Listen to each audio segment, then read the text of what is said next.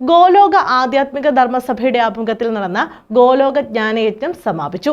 പ്രാക്കുളം ഗോസ്ഥലക്കാവ് ക്ഷേത്രത്തിലാണ് ഗോലോക ജ്ഞാനയജ്ഞം നടന്നത്. സമാപന സമ്മേളനം തിരുവനന്തപുരം ആകാശവാണി അസിസ്റ്റന്റ് ഡയറക്ടർ ശ്രീകുമാർ മുഖത്തല ഉദ്ഘാടനം ചെയ്തു. Retired professor ടി.എൽ. ഗിരിജയുടെ അധ്യക്ഷതയിലാണ് ഗോലോക ജ്ഞാനയജ്ഞ സമാപന സമ്മേളനം നടന്നത്. ജ്ഞാനയജ്ഞം വഴി നമ്മുടെ സമൂഹത്തിൽ വളർന്നുവരുന്ന ധർമ്മച്യുതിയും ദുഷ്കൃത്യങ്ങളും ഒഴിവാക്കി സത്യധർമാദികളിൽ അധിഷ്ഠിതമായ ഒരു നല്ല തലമുറയെ ലക്ഷ്യമാക്കി പ്രവർത്തിക്കേണ്ടതിന്റെ ആവശ്യകത ശ്രീകുമാർ മുഖത്തല ഉദ്ഘാടന പ്രസംഗത്തിൽ ചൂണ്ടിക്കാട്ടി. വേദാന്തം എന്ന മഹാപഠന പദ്ധതിയുണ്ട്. നമ്മുടെ ഈ വേദാന്തം മനുഷ്യർക്ക് ഒരുതരം നിർവേദം ഉണ്ടാക്കിയിട്ടുണ്ട്. എല്ലാ കാര്യങ്ങളോടും ഒരു നിസ്സംഗത. വേദാന്തത്തിന്റെ പരമമായിട്ടുള്ള പൊരുൾ അതാണല്ലോ.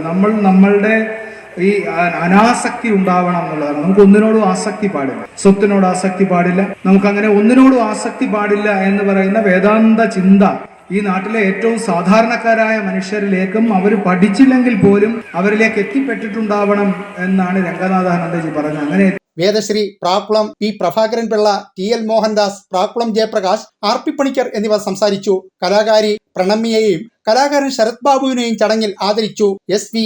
ജിജി നന്ദി പറഞ്ഞു. ന്യൂസ് ബ്യൂറോ, കൊല്ലം.